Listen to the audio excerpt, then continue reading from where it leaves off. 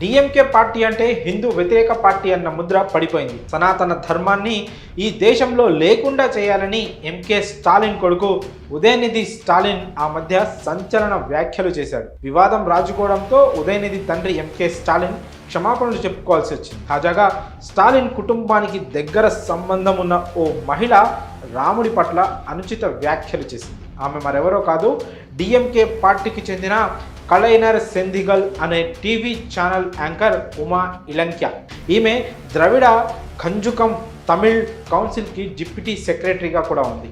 అంతేకాదు ఎంకే స్టాలిన్ కుటుంబానికి దగ్గర బంధువు అని సమాచారం.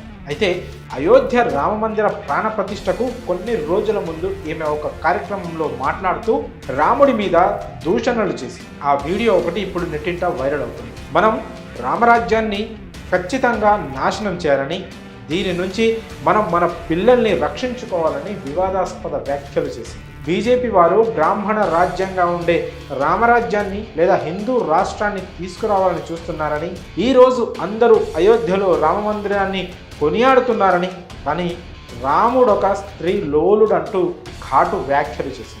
రాముడు కళ్ళు తాగి వేల మంది స్త్రీలతో పడుకున్నాడని, అలాంటి రాముణ్ణి మీ పిల్లలకు రోల్ మోడల్గా చూపిస్తున్నారా అంటూ కామెంట్ చేసింది. పిరికివాడు కాబట్టి జీవించే ధైర్యం లేక తన మనుషులతో కలిసి సరయూ నదిలో మునిగి ఆత్మహత్యకు పాల్పడ్డాడని, ఇవన్నీ ఉదాహరణగా చూపించి మీ పిల్లల్ని పెంచుతారా అంటూ విమర్శలు చేసింది. ఇది అర్థం లేనిదని, రాముడు తన భార్యను అవమానించి అడవులకు పంపించాడని, ఈ విషయంలో రాముడు ఎలాంటి ఉదాహరణ చూపిస్తున్నాడు అంటూ వివాదాస్పద వ్యాఖ్యలు చేసింది.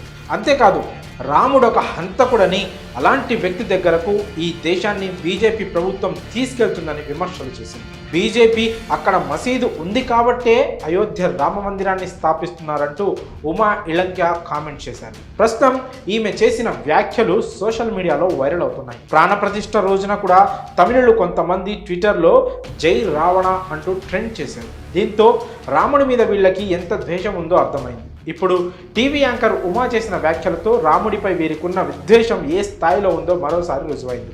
రాముడి మీద అనుచిత వ్యాఖ్యలు చేసిన ఈమె మీద కఠిన చర్యలు తీసుకోవాలని పలువురు హిందువులు డిమాండ్ చేస్తున్నారు. మరి రాముడిపై దారుణమైన కామెంట్ చేసిన టీవీ యాంకర్పై మీ అభిప్రాయాలను కామెంట్ రూపంలో తెలియజేయండి.